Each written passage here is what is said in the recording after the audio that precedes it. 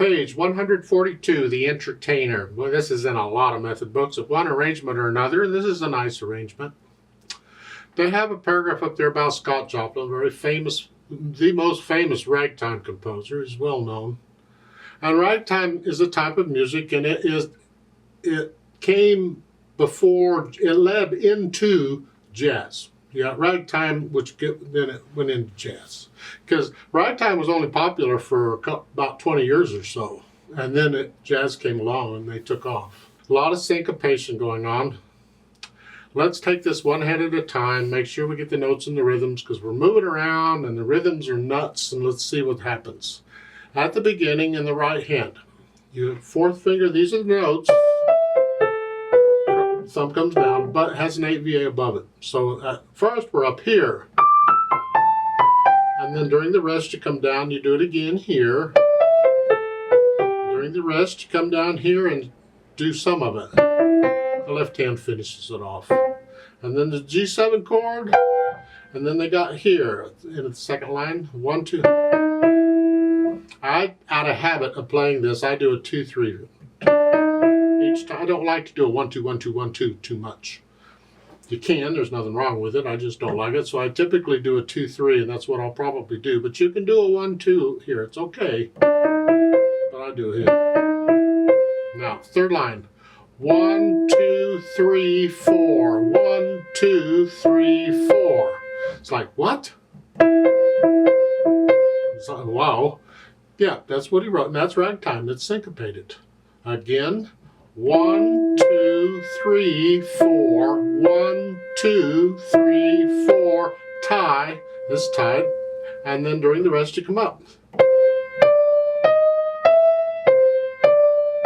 Tie. 4. You come back down. You do it again. Now, I suggest, because the last two measures are the bottom of page 142, you're here, and you've got to come down here. I want to prepare for that. So, starting with the last line on page 142, you're here. For the half note, raise the third finger, and we'll scratch up and use fifth finger. And 4. This way I'm closer to that note. I don't have to move as far. Here. I'm going to lift up anyway, but again, I want to be able to feel my way around if I can. So I'm going to do it that way. So I'm suggesting a 5 for the half note and a 4 for the whole note, which is tied to a half note. Huh, confused? Huh? And then you can come down. Top of page 143, it's the last measure of the first line. You're here, and they want a 2, 2, 2, 1, 2, 1. Yuck. Let's do this. You're finishing the C here. I'm suggesting you reach down and play the A with fourth finger. Here. 4, 3, 2, 1. 4, 3, 2, 1. It's like doing this, except the thumb isn't here, it's here. And I find that a lot more comfortable and safer than 1, 2, 1, 2, 1, 2 all the time. So again, starting with the last measure of the first line, we're here, and then reach down, and for the whole note, again, fifth finger.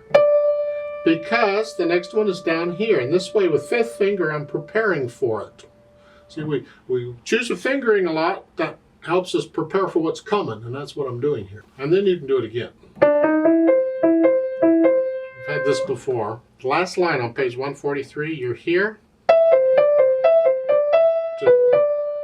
Thumb is doing all of this, but that's fine.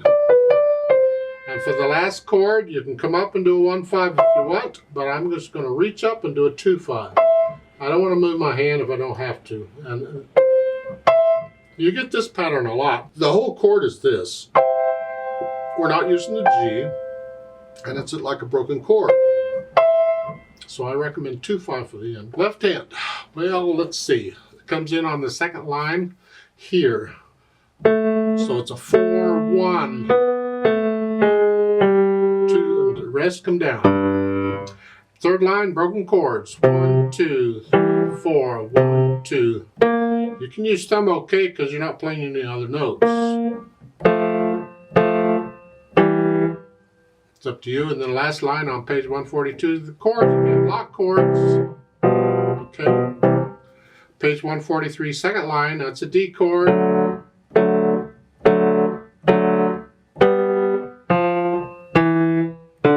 Second line, third measure. 1, 2, and a 2 again. That's kind of important because I want to feel these notes going down. I want to feel that with the fingers. So I want a 2. I'm using 2 twice. That's okay. I want to feel that. Now let's go down to the fourth line, the last 2 measures. You have the here, B flat. The last line is an A flat. Both of those A's are flat now. And then C. And down here. You should know that's a C. 2 ledger lines below bass clef is a C. You look at the top there. 2 ledger lines above treble clef is a C. You got both of them here. Put the heads together, starting with the second line on page 142, where you're here. We want that to sound like one hand played all of that, somehow. And then come down here. And you can see between the stabs how the notes line up. So who plays together? Well, the beat 1 is together, and then here, and now together. They're not playing together all the time. Just make sure you play the rest in the left hand. Don't hold these down. No.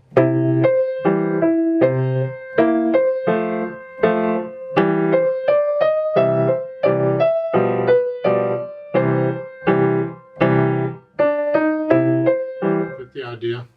You go through and put the hands together at your speed, then go through it again a few hundred times to get rid of the hesitations. No hesitations. Just keep it slow, but no hesitations. Then we can think about the articulation. You're going to slur it at the beginning. You have to lift up for the rest. That's fine. And slur all this together in the second line. So it's all one tone. And then a staccato. Just hints at the left. Not overly loud, just staccato. Now you're here, and you're short, but you're connecting the right hand.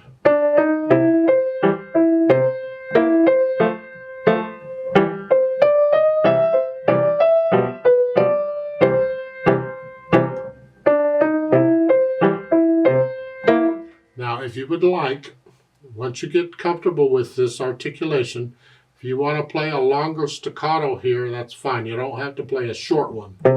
I do a short one at first to get the feeling of it, but then I can stretch it out a little bit. It's more like an 8th note, 8th rest. I just want it to bounce along.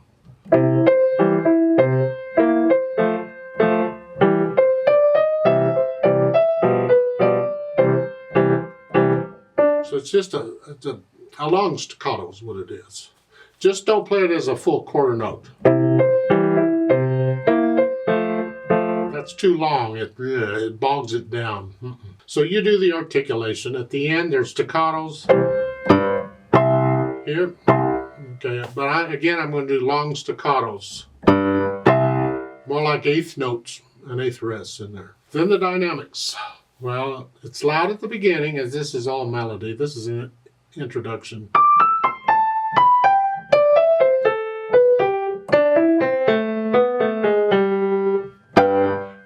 Soft. The left hand's very soft. Go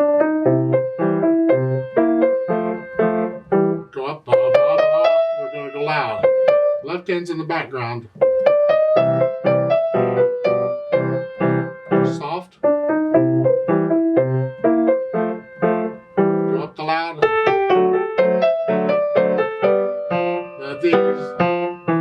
This is moderately loud, and you're going to go down to soft. You're using softer as you go down.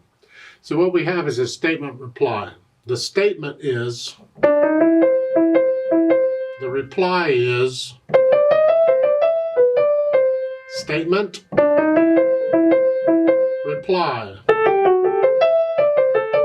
Statement, you get the idea? Well, the statement is soft and the reply is loud. Usually it's the other way around. The statement is loud and the reply is soft, but this is switched. And then at the end, the statement reply kind of goes away and you just kind of stay loud. Here. Page 143, fourth line. They say come down to moderately loud and then gradually go back up to loud. Well, do it like a group at a time. Listen to the music. And then you do it again. Do it again. See, each time I do that, I want to get a little louder. So I'm doing it in groups. It's not like it's a measure, so it doesn't work out that way. But by listening, you can hear the groups in the melody. You do it. So it's moderately loud. You can come down moderately soft here if you want. So a little louder. Louder. I'm really loud by that last group. See, I'm loud there. So each group got a little louder there. The left hand's got to stay in the background. Now it's the speed. This is the tricky part because people want to play this lickety split.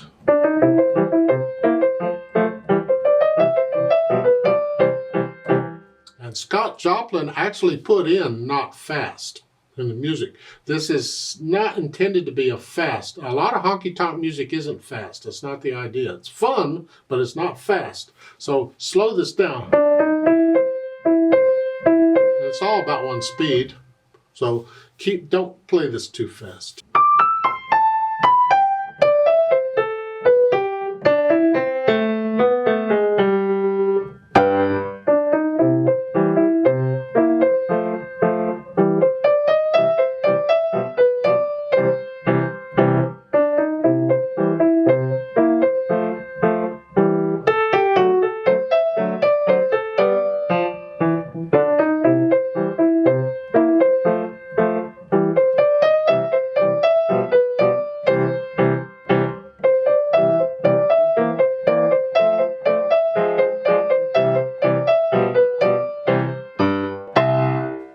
Make sure you collapsing your wrist on these. Don't tense up and play with a stiff wrist. That's not good. You want to collapse each time. Stay loose and relaxed. Let's play this together very slowly and make sure you got all the notes and rhythms okay. I'll give us 4 counts. I'm not going to do any dynamics and play both hands about the same. But I will do the phrasing and the staccatos and stuff. 1, 2, ready, go.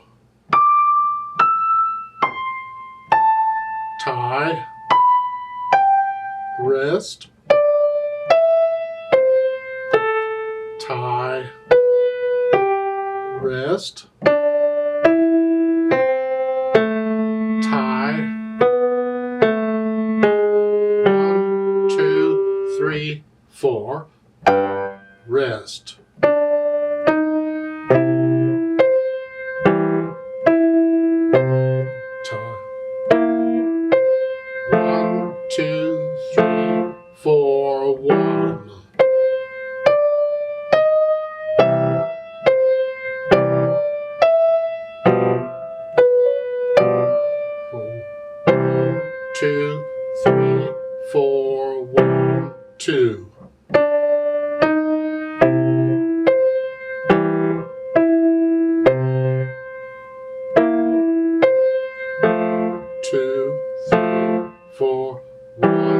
Rest.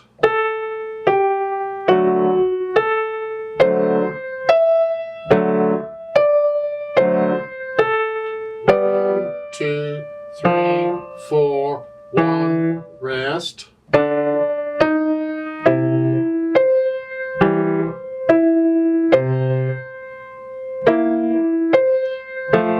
2, 3, 4, 1.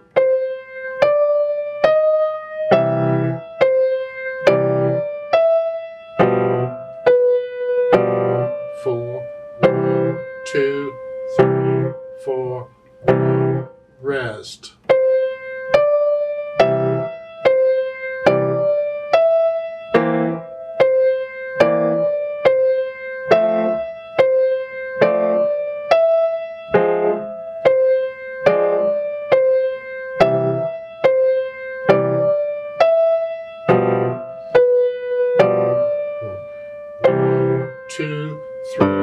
rest, 2, 3, 4.